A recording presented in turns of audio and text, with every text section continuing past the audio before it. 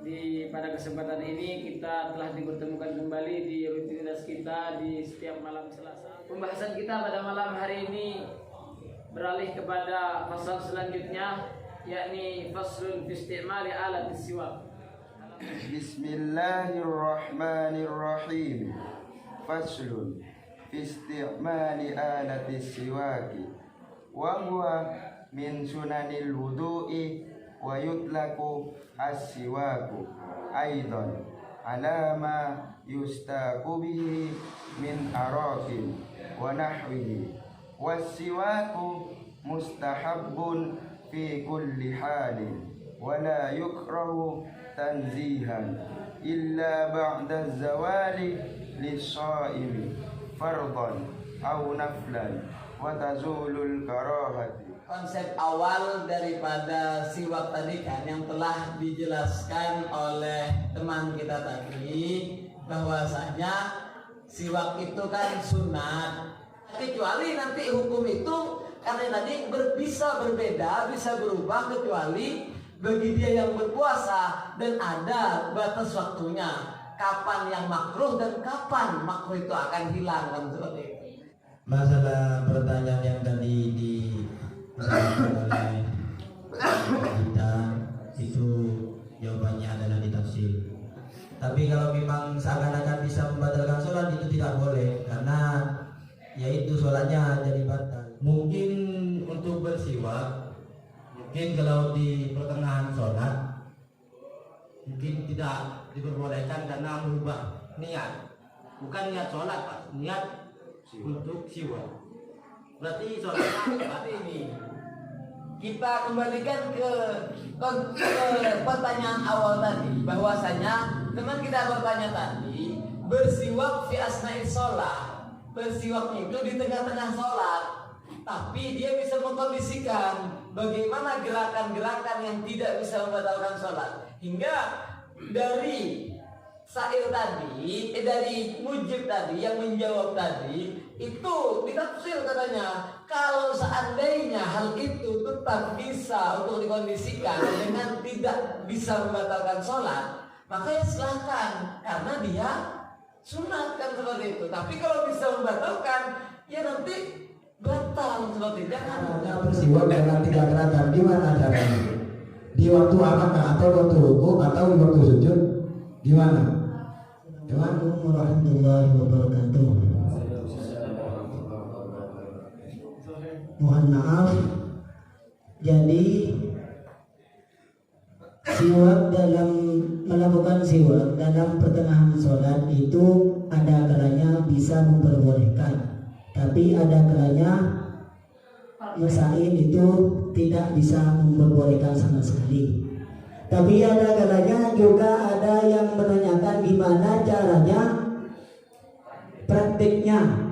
praktiknya siwak dalam sholat. Kalau kita persolatan berubah niat itu batal sholat, apalagi sampai melakukan siwak. Assalamualaikum warahmatullahi wabarakatuh. Waalaikumsalam warahmatullahi wabarakatuh. Kalau menurut saya Pak, tidak usah siwak, karena kalau siwak dapat mengganggu kehusuan sholat dan dapat membatalkan sholat.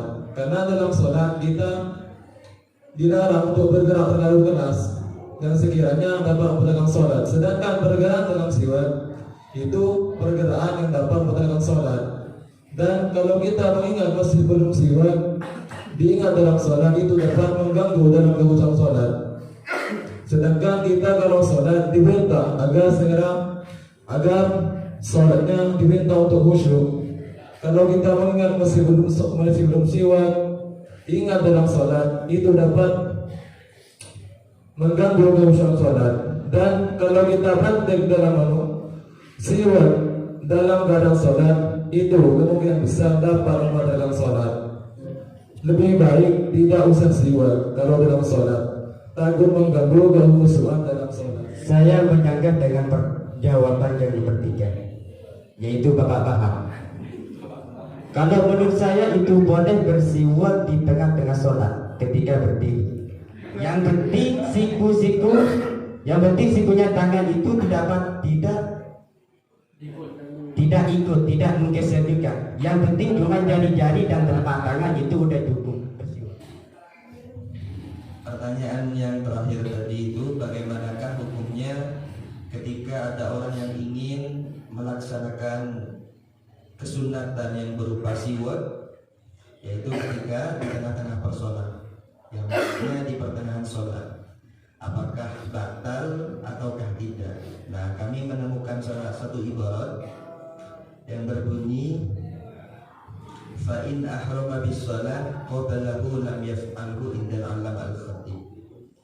Jadi menurut al-allama Sya'allama al-Khatib, beliau itu mengatakan bahwasanya melakukan siwak di tengah-tengah kita itu sholat itu, ini konteksnya ini ketika ihram,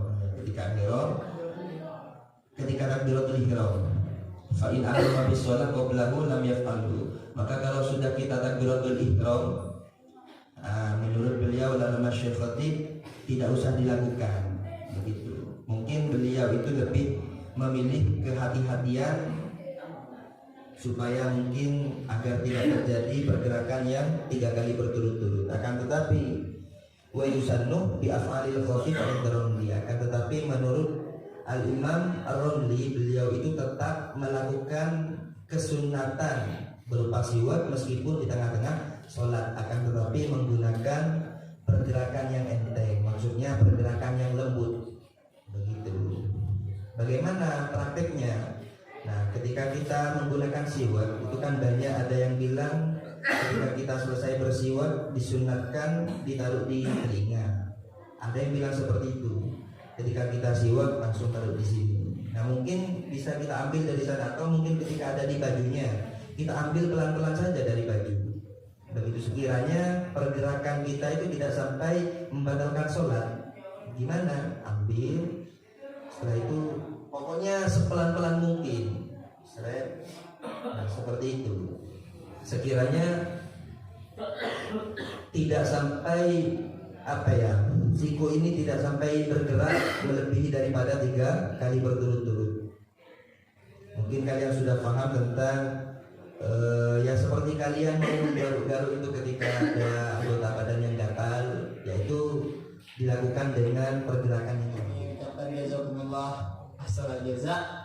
Jadi sebelum kami akhiri, kesimpulan dari pertanyaan yang akhir barusan, bahwa hukum orang yang melakukan siwak di tengah-tengah sholatnya karena dia sudah rutinitas siwak di tengah-tengah rutinitas siwak, karena dia sudah rutinitas siwak di setiap sholatnya, pas saat itu lupa sholat, maka dia di tengah-tengah sholat ingat kalau dia belum siwak, maka gimana kelanjutan dia?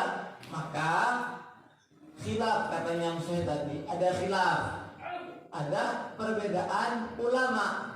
Kalau menurut Imam Al-Allama Al-Khatib, di sana itu tidak usah melaksanakan siwak. Dalam artian bisa saja, dalam artian ya lebih baik tidak usah. Lam yaf'alhu, tidak usah melaksanakan siwak. Itu menurut Al-Allama Al-Khatib, ketika sudah orang takbiratul ihram tidak usah melakukan siwak apa-apa, fokus untuk sholat.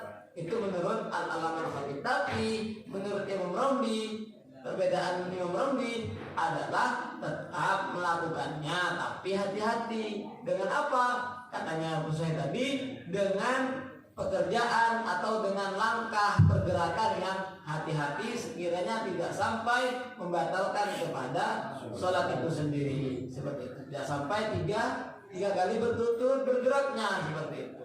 Ya itu adalah sedikit yang bisa saya simpulkan dari penjelasan musannif barusan. Ya karena dari penjelasan musannif barusan. Jadi